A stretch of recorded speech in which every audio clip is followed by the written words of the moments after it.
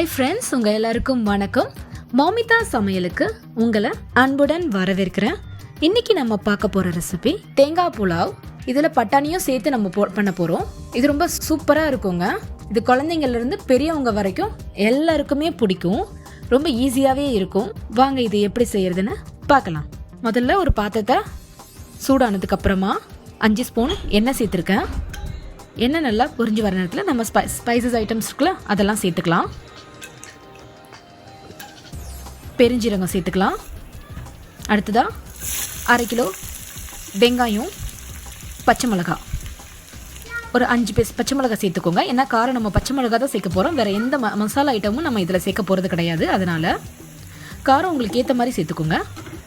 அடுத்ததாக வெங்காயம் கொஞ்சம் வதங்கி வர நேரத்தில் இஞ்சி பூண்டு பேஸ்ட்டு 3 ஸ்பூன் சேர்த்துக்கோங்க.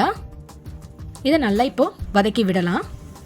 வதங்கினதுக்கு அப்புறமா புதினா, ஒரு கைப்பிடி அளவு புதினா சேர்த்துக்கலாம். புதினா நல்லா வதங்கி வர நேரத்தில் பட்டாணி இருக்குல்ல, பச்சை பட்டாணி, அது 1 கப் சேர்த்துக்கலாம். இப்போ இந்த பச்சை பட்டாணி இந்த வெங்காயத்தோடு சேர்த்து நல்லா வேகட்டும். அதுக்கப்புறமா கொஞ்சம் உப்பு சேர்த்துக்கலாம். இப்போ நான் 1 ஸ்பூன் உப்பு சேர்த்துருக்கேங்க. கடைசியாக நீங்கள் உப்பு செக் பண்ணிக்கோங்க. உங்களுக்கு எவ்வளோ வேணுமோ அந்த அளவுக்கு நீங்கள் போட்டுக்கோங்க. இப்போ மூடி போட்டு நம்ம வேக விடலாம். இது நல்லா வெந்து வந்துடுச்சு. ரொம்ப நேரம்லாம் ஆகாது. லோ ஃப்ளேமில் வச்சிங்கன்னா 5 மினிட்ஸ்லேயே உங்களுக்கு வெந்துடும். இந்த நேரத்தில் நான் 1/2 கிலோ அரிசியை பாஸ்மதி ரைஸை வாஷ் பண்ணி எடுத்து வச்சுருக்கேன். அந்த அரிசியை இதனோட சேர்த்துக்கிட்டு, எனக்கு 1/2 கிலோ அரிசி என்னுடைய டம்ளரில் பார்த்தீங்கன்னா 2 டம்ளர் வரும் எனக்கு, என்னோடய ஆளாக்கில். நான் அதுக்கு 4 டம்ளர் 4 ஆளாக்கு தண்ணி சேர்த்துக்குவேன். தேங்காய் பால் தான் சேர்க்க போகிறேன். அதுக்கு 3/4 தேங்காய் போதும். மீடியம் சைஸ் தேங்காவே போதும், பெரிய சைஸ் தேங்காய்லாம் இல்லை. 3/4 தேங்காய் எடுத்திருக்கேன்.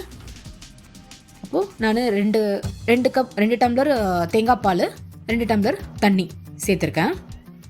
தேங்காய் பால் எடுத்து வடிகட்டி எடுத்துக்கிடுவோம் தேங்காய் பால். இப்போது இதனோட இதை சேர்த்து மூடி போட்டு நம்ம வேக விடலாம். உப்பு உங்கள் தேவையான அளவுக்கு போட்டுக்கோங்க.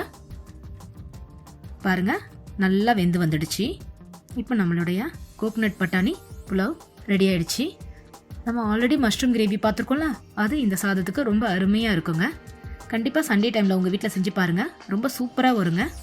நன்றி, வணக்கம்.